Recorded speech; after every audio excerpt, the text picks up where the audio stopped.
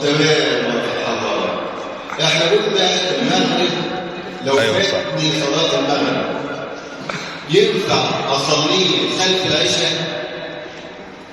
انا الوقت اللي فات صلاة المغرب وجيت لقيتهم بيصلوا العشاء ما صليش المغرب، هل ينفع اخش خلف الامام وهو بيصلي العشاء؟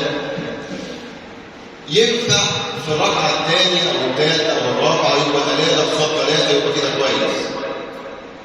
طب لو جيت في الركعه الاولى ينفع برضه. طب ازاي؟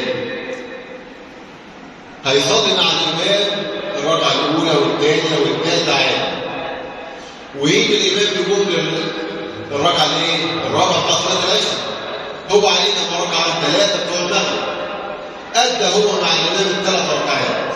هل يقف يقوم يجيب الركعه الرابعه مع الامام؟ لا، ما ينفعش. يبقى اذان الصلاه زياده عليها عمدا يبقى صلاه باطله. امال يعمل ايه في الحاله دي؟ والعلماء قالوا حاجتين: لا اما يقعد يسبح يقول التشهد ويستنى الامام في هيئه التشهد، يعني ما يقومش الامام يقول يجيب الرابعه هو يعني ايه في مكانه ما يسلمش ولا حاجه، يقعد يسبح يذكر اي حاجه لغايه الامام يجيب الرابعه ويقعد ويشاهد مع بعض ويسلم. وايضا له ان بعد ان يتم التشهد يسلم ويترك الامام.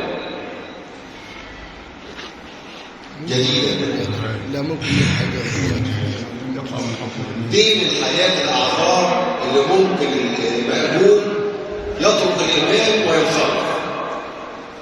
يترك الامام وينصرف يتشهد، وبعد ما يقول التشهد الامام لسه هيجيب الرابع، لا هو يسلم ويعمل ايه كمان؟ ده ممكن يخش مع الامام في الركعه الرابعه بتاع العشاء ويصلي المغرب والعشاء جماعه، يبقى يوم الاثنين. تمام؟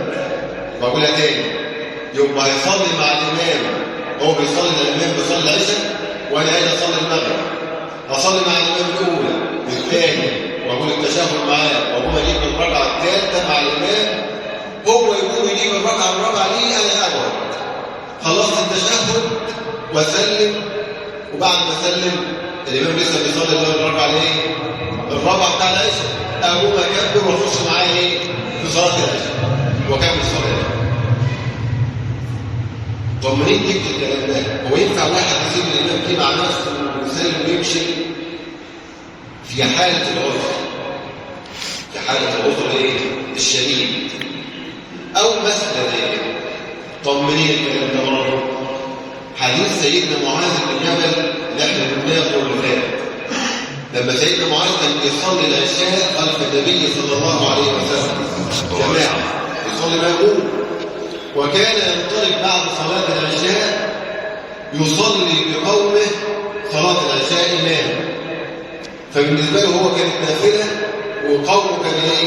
فرض، يصلي الفرض بتاعه.